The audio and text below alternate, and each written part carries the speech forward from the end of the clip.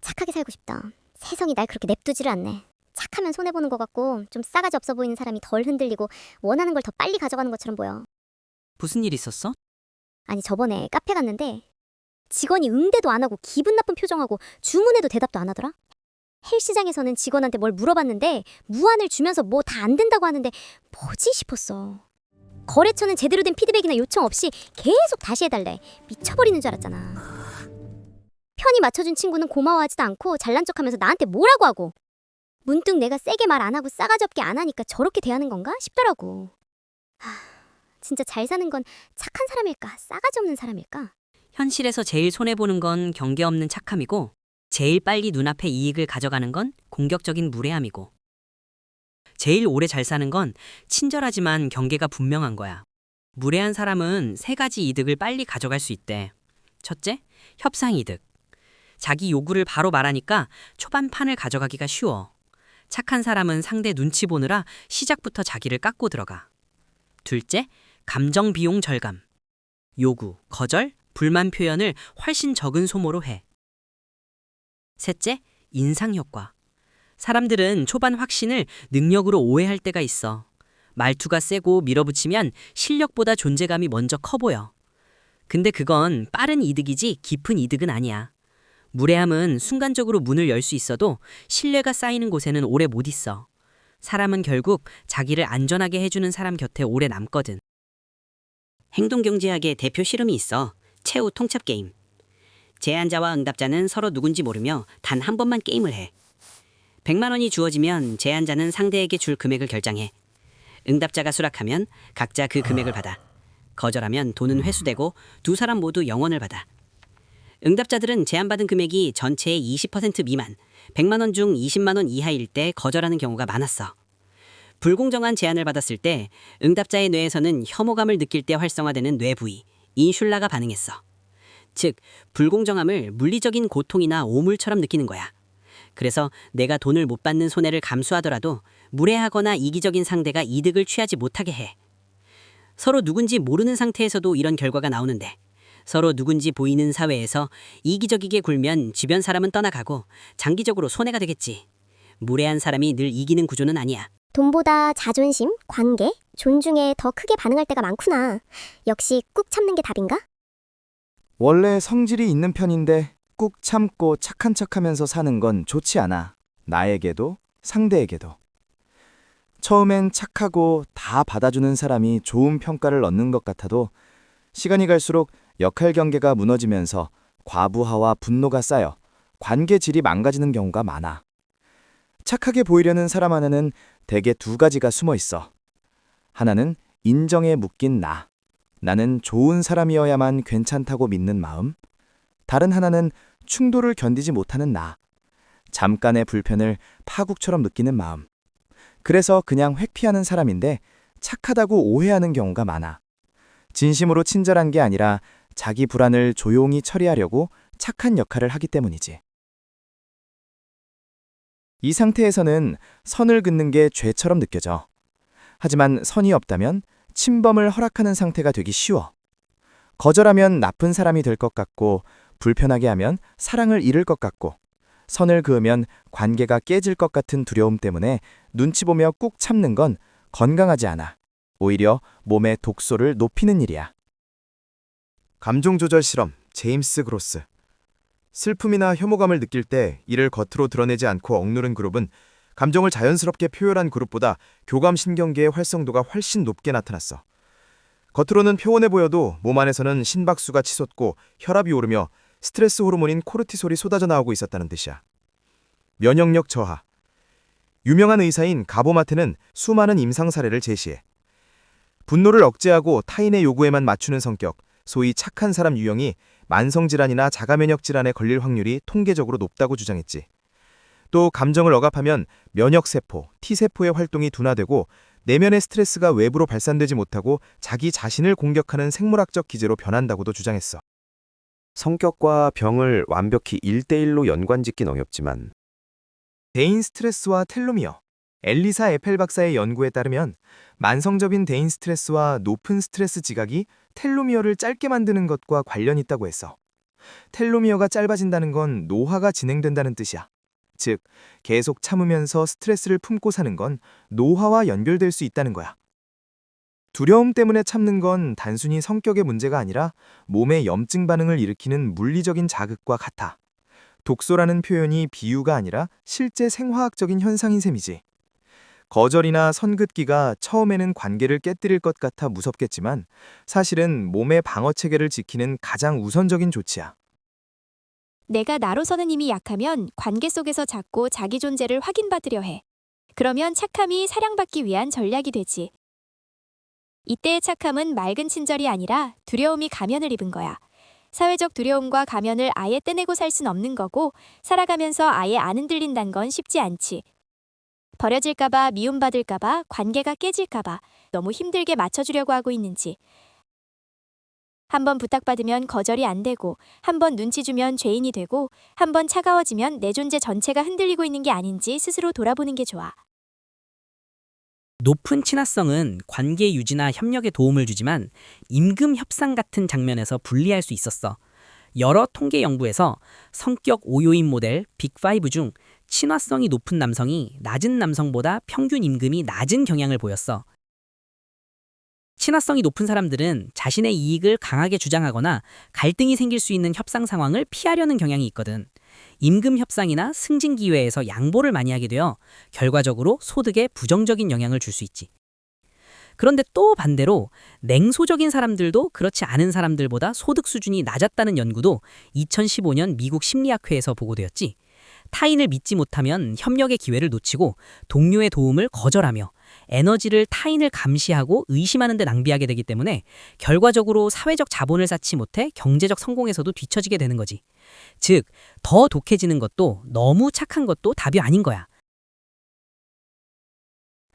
나 완전 화난 표정으로 옷도 세게 입고 다닐까 했는데 그럼 아무도 안 건들 것 같아서.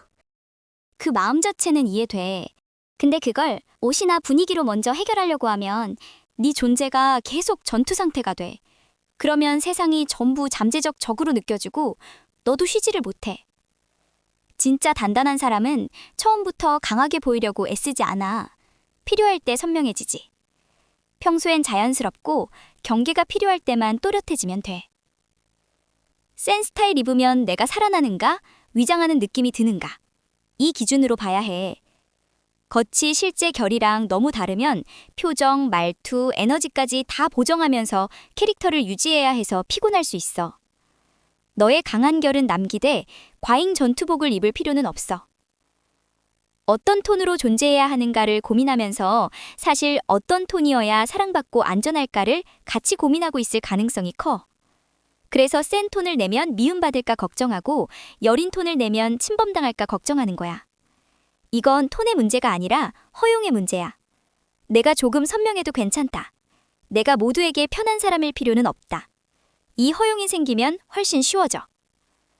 선명할 수 있지만 공격적일 필요는 없어. 너한테 필요한 건 강한 척이 아니라 원래 가진 힘을 자연스럽게 드러내는 톤이야. 내가 원하는 건 싸가지 없어지는 게 아니라 안 무너지는 친절이었네. 내 성격이 불같고 안 착한 것 같아서 착해져야 할 것 같다고 스스로 억압한 것도 있었던 것 같아. 네가 센 성격이라는 사실 자체는 문제 아니야. 오히려 그건 네 안의 힘일 수도 있어. 내 안에서는 분명 선이 있고 싫은 건 싫고 강한 면도 있어. 센 걸 드러내면 너무 날카로워 보일까 걱정하고 숨기면 또 만만하게 보일까 걱정하는 거야. 내가 원래 센 편이면 그 센 기질 자체를 먼저 내가 편하게 인정해야 해. 그래야 그 다음에 그걸 날 것 그대로 던질지 부드럽게 번역할지 선택할 수 있어. 근데 아직 자기 안의 힘을 완전히 허용하지 못하면 두 극단으로 가기 쉬워. 하나는 과하게 숨기는 거야. 부드럽고 무해하고 순한 톤으로 덮어두는 방식. 그러면 겉은 편해 보여도 안에서 답답함이 쌓여. 다른 하나는 과하게 선포하는 거야. 나 원래 센 사람이야. 처음부터 알아서 조심해. 이 느낌으로 아예 갑옷처럼 입는 방식. 이건 침범은 줄일 수 있지만 동시에 관계의 여지를 너무 빨리 닫을 수 있어. 둘 다 편하지 않아. 하나는 자기 소외고 하나는 자기 방어지. 그래서 답은 처음부터 센 걸 확 티내는 것도 아니고 일부러 여리게 위장하는 것도 아니야.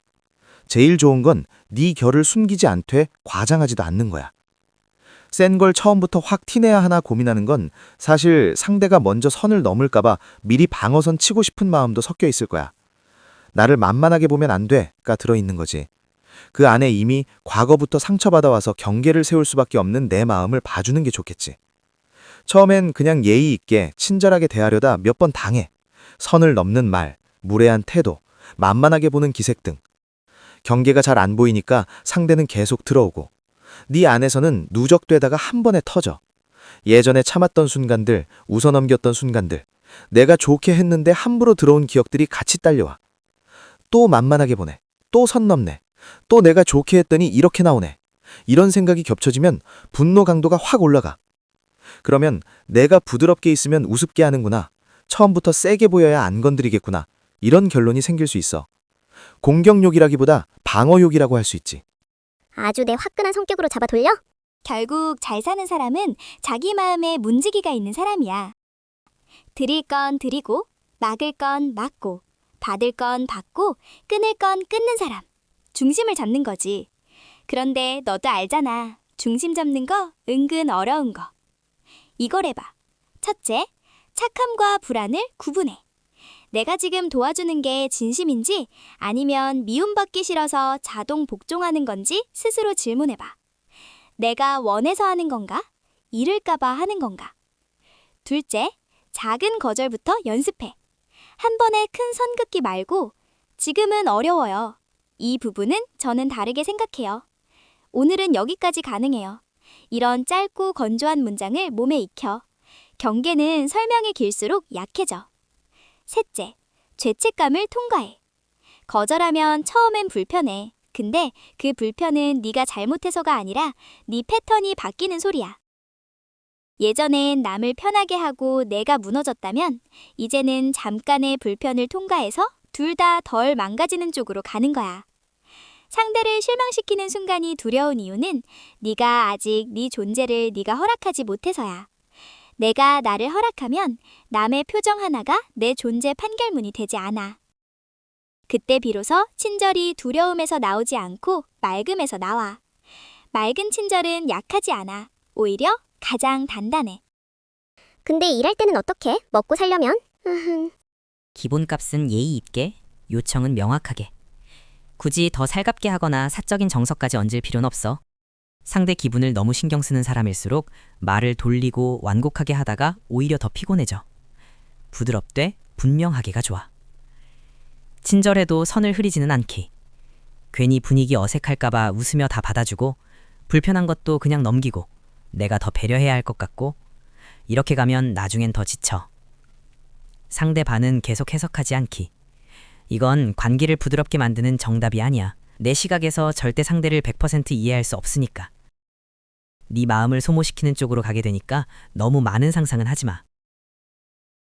진짜 강한 사람은 계속 힘주고 있지 않아. 필요할 때만 또렷해져. 항상 칼 뽑고 다니는 건 힘이 센 게 아니라 긴장이 많은 상태일 때도 많아. 필요한 건 처음부터 무섭게 보이는 게 아니라 초반 경계를 빨리 보여주는 연습이야. 예를 들면 기분 나쁜 민폐가 들어왔을 때 참다가 크게 폭발하는 대신 지금 그건 불편해요. 그렇게 하시면 곤란해요. 그 부분은 선 넘으신 거예요. 저는 그런 식으로는 안 받습니다. 여기까지만 말씀하실게요. 이렇게 초반에 바로 선명해지는 거야. 처음부터 무섭게 보이는 게 아니라 부드러워도 만만하지 않다는 신호를 보이면 돼. 분노를 줄이는 게 1순위가 아니야. 분노가 처음부터 덜 쌓이도록 경계를 빨리 세우는 게 좋은 거야. 친절을 버리면 네 결까지 거칠어질 수 있어. 근데 친절에 경계를 싣는 법을 배우면 네 성격에 힘도 살고 불필요한 전투도 줄어. 옷, 표정, 말투도 이 원리로 보면 돼. 처음부터 과하게 세게 꾸며서 방어막 치는 것보다 자연스럽게 잇되 눈빛, 자세, 말의 끊음, 대답 속도, 선 넘었을 때의 즉각 반응 이런 데서 경계가 보여야 해. 참다가 한 번에 세게 보다 초반에 짧게 분명히. 폭발한 힘은 너도 다치고 상대도 다치게 해. 하지만 또렷한 힘은 너를 지켜. 알잘딱깔 센이네. 알아서 잘딱 깔끔하게 센스 있게. 역시 쉽지 않구나. 근데 난 너무 쉬운 거 재미없으니까. 내일부터 새로운 방법을 시도해보며 나아가는 거야. 히히, 재밌겠다.